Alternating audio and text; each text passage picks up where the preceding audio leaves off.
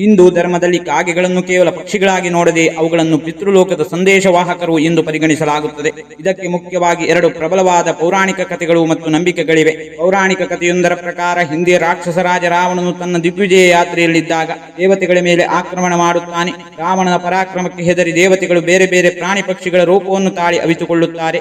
ಆ ಸಮಯದಲ್ಲಿ ಮೃತ್ಯುವಿನ ದೇವತೆಯಾದ ಯಮಧರ್ಮನು ಕಾಗೆಯ ರೂಪವನ್ನು ತಾಳಿ ಅವಿತುಕೊಳ್ಳುತ್ತಾನೆ. ರಾವಣನು ಹೋದ ನಂತರ ಯಮಧರ್ಮನು ತಾನು ತಾಳಿದ ಕಾಗೆಯ ರೂಪದ ಬಗ್ಗೆ ಸಂತೋಷಗೊಂಡು ಕಾಗೆಗಳಿಗೆ ಒಂದು ವರವನ್ನು ನೀಡುತ್ತಾನೆ. ಇನ್ನು ಮುಂದೆ ಮನುಷ್ಯರು ತಮ್ಮ ಪಿತೃಗಳಿಗೆ ಅಂದರೆ ಸತ್ತವರಿಗೆ ನೀಡುವ ಆಹಾರವನ್ನು ಕಾಗೆಗಳು ಸ್ವೀಕರಿಸಿದರೆ ಅದು ನೇರವಾಗಿ ಪಿತೃಗಳಿಗೆ ತಲುಪುತ್ತದೆ ಮತ್ತು ಯಮಲೋಕದಲ್ಲಿರುವ ಆತ್ಮಗಳಿಗೆ ಶಾಂತಿ ಸಿಗುತ್ತದೆ ಎಂದು ಯಮನು ಹರಸುತ್ತಾನೆ. ಅಂದಿನಿಂದ ಕಾಗೆಗಳು ಯಮನ ಪ್ರತಿನಿಧಿಗಳಾದವು. ತ್ರೇತಾಯುಗದಲ್ಲಿ ಶ್ರೀರಾಮ ಮತ್ತು ಸೀತೆ ವನವಾಸದಲ್ಲಿದ್ದಾಗ ನಡೆದ ಘಟನೆ ಇದು.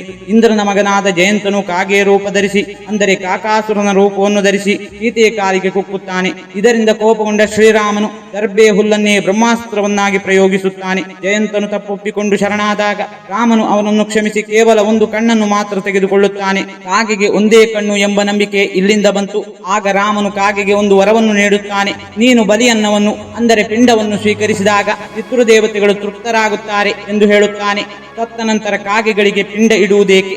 ಒಬ್ಬ ವ್ಯಕ್ತಿ ಮರಣ ಹೊಂದಿದ ನಂತರ ಅಥವಾ ಶ್ರಾದ್ದ ಕಾರ್ಯಗಳಲ್ಲಿ ಕಾಗೆಗೆ ಪಿಂಡ ಇಡುವುದು ಅತ್ಯಂತ ಮುಖ್ಯವಾದ ವಿಧಿ. ಇದಕ್ಕೆ ಕಾರಣಗಳು ಇಲ್ಲಿವೆ. ಗರುಡ ಪುರಾಣದ ಪ್ರಕಾರ ಕಾಗೆಗಳು ಯಮಲೋಕದ ದ್ವಾರಪಾಲಕರು ಅಥವಾ ಸಂದೇಶವಾಹಕರು. ಭೂಮಿಯ ಮೇಲಿರುವ ಮನುಷ್ಯರು ಮತ್ತು ಪಿತೃಲೋಕದಲ್ಲಿರುವ ಪೂರ್ವಜರ ನಡುವೆ ಸಂಪರ್ಕ ಕಲ್ಪಿಸುವ ಕೊಂಡಿಯೇ ಕಾಗೆ. ಹಾಗಾಗಿ ಕಾಗೆಗೆ ಊಟ ಹಾಕಿದರೆ ಅದು ನಮ್ಮ ಹಿರಿಯರಿಗೆ ತಲುಪುತ್ತದೆ ಎಂಬುದು ಬಲವಾದ ನಂಬಿಕೆ. ನಾವು ಇಟ್ಟ ಪಿಂಡವನ್ನು ಕಾಗೆ ಬಂದು ಮುಟ್ಟಿದರೆ ಅಥವಾ ತಿಂದರೆ ಮರಣ ಹೊಂದಿದ ವ್ಯಕ್ತಿಯ ಆತ್ಮಕ್ಕೆ ಶಾಂತಿ ಸಿಕ್ಕಿದೆ ಮತ್ತು ಅವರಿಗೆ ಊಟ ತಲುಪಿದೆ ಎಂದು ಅರ್ಥ. ಒಂದು ವೇಳೆ ಕಾಗೆ ಅನ್ನವನ್ನು ಮುಟ್ಟದಿದ್ದರೆ ಸತ್ತ ವ್ಯಕ್ತಿಯ ಆತ್ಮಕ್ಕೆ ಇನ್ನೂ ಯಾವುದೋ ಆಸೆ ಬಾಕಿ ಇದೆ ಅಥವಾ ಅವರಿಗೆ ತೃಪ್ತಿಯಾಗಿಲ್ಲ ಎಂದು ನಂಬಲಾಗುತ್ತದೆ. ಕಾಗೆಗೆ ಆಹಾರ ನೀಡುವುದರಿಂದ ಕೇವಲ ಪಿತೃಗಳ ಆಶೀರ್ವಾದ ಮಾತ್ರವಲ್ಲದೆ ಶನಿದೋಷ ಮತ್ತು ಯಮದೋಷಗಳು ನಿವಾರಣೆಯಾಗುತ್ತವೆ ಎಂಬ ನಂಬಿಕೆಯೂ ಇದೆ. ಶನಿದೇವನ ವಾಹನವೂ ಕಾಗೆಯೇ ಆಗಿರುವುದರಿಂದ ಈ ವಿಡಿಯೋ ನಿಮಗಿಷ್ಟವಾಗಿದ್ದರೆ ವಿಡಿಯೋಗೆ ಒಂದು ಲೈಕ್ ನೀಡಿ ಹಾಗೂ ನಿಮ್ಮ ಸ್ನೇಹಿತರೊಂದಿಗೆ ಹಂಚಿಕೊಳ್ಳಿ. ನಿಮ್ಮ ಅನಿಸಿಕೆಗಳನ್ನು ಕಾಮೆಂಟ್ ಮೂಲಕ ತಿಳಿಸಿ. ನೀವಿನ್ನೂ ನಮ್ಮ ಚಾನೆಲ್ ಅನ್ನು ಸಬ್ಸ್ಕ್ರೈಬ್ ಮಾಡಿಕೊಂಡಿಲ್ಲವೆಂದರೆ ಸಬ್ಸ್ಕ್ರೈಬ್ ಮಾಡಿಕೊಳ್ಳಿ. ವಿಡಿಯೋ ನೋಡಿದ್ದಕ್ಕೆ ಧನ್ಯವಾದಗಳು.